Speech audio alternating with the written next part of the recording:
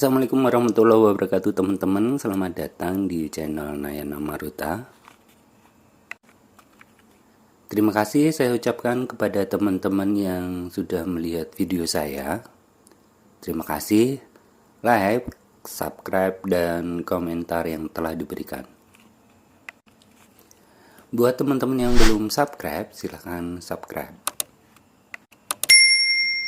Memenuhi permintaan teman-teman, saya akan bahas tentang footage yang laku di Microstock. Saya hanya akan berbagi cerita proses dan alur pikir pembuatan footage-nya. Masih mengambil tema lokal yang ada di Kota Tarakan, kali ini saya akan mengulas footage dengan tema bekantan atau Nasalis larvatus yang sempat diborong sebanyak 5 footage di Pond 5. Saya mendapatkan $83.35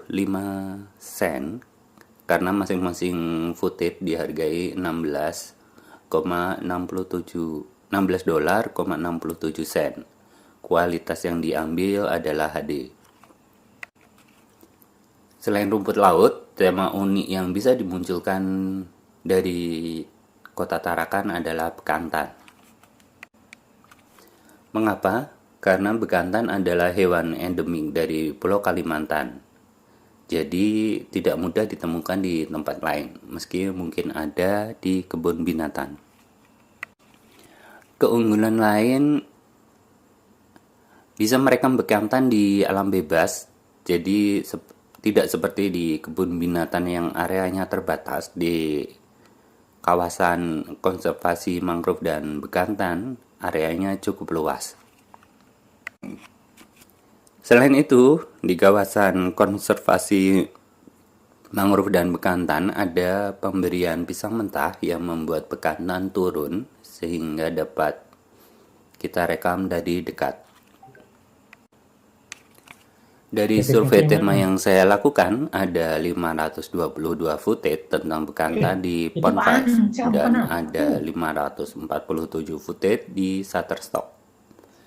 Tidak terlalu banyak dan masih ada peluang bersaing di tema ini. Merekam bekantan, saya cukup datang ke kawasan konservasi mangrove dan Tarakan, lokasinya dekat dengan tengah kota. Biaya masuknya juga terjangkau, Rp5.000 per orang. Bekantan sendiri bukan termasuk hewan agresif yang suka menyerang orang, jadi mereka lebih cenderung pemalu dan lebih menghindari konflik. Jadi aman bagi pengunjung untuk merekam atau memotret bekantan. Sebelumnya tentu saya lakukan survei lokasi agar dapat informasi kapan pemberian pisang mentah dilakukan,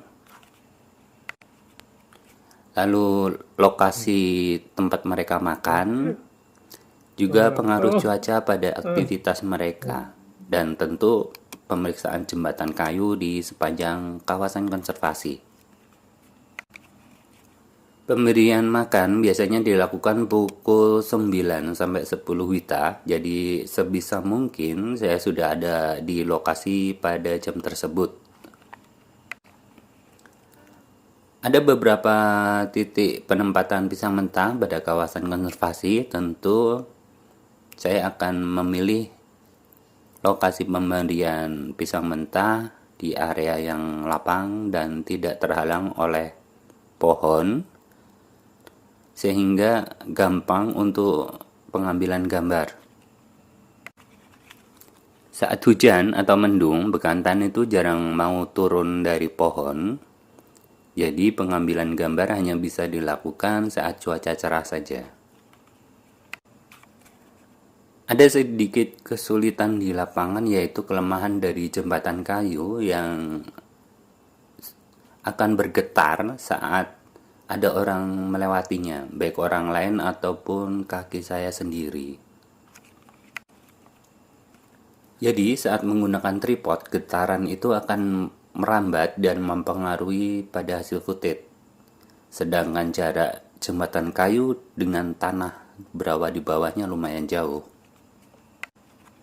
Untuk merekam bekantan, saya sengaja datang pada weekday di mana pengunjung tidak terlalu banyak. Juga untuk minimalkan getaran dari jembatan kayu. Kadang saya memilih tidak menggunakan tripod atau handheld aja bila pengunjungnya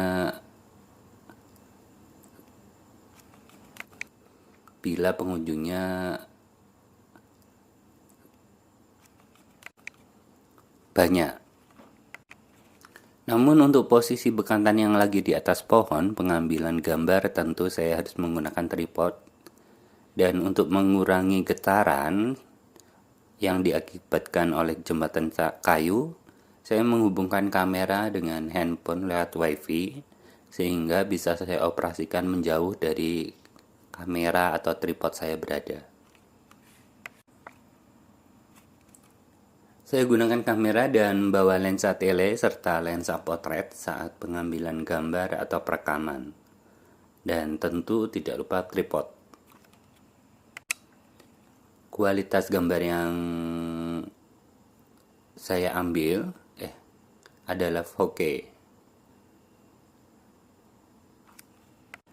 Dan karena lokasinya tidak jauh, saya sering beberapa kali untuk mengambil gambar ataupun merekam footage karena kadang hasil rekaman saya sebelumnya kurang bagus. Jadi dalam pembuatan footage selalu pertimbangkan nilai dari keunikan tema atau keunggulan tema, survei dari tema, survei lokasi, dan persiapkan apa yang harus dibawa. Jangan lupa ambil bahan tema dari sekitar kita. Keuntungannya banyak, selain menekan biaya pembuatan juga kita bisa berkali-kali ke situ bila footage yang kita ambil kurang memuaskan. Kita bisa mengulangnya lagi. Itu tadi cerita dari saya, semoga bermanfaat. Dan bila ada yang mau ditanyakan, teman-teman bisa tulis pada kolom komentar. Kita bertemu di tutorial dan video-video selanjutnya. Terima kasih sudah menyempatkan waktunya. Tetap semangat. Wassalamualaikum warahmatullahi wabarakatuh.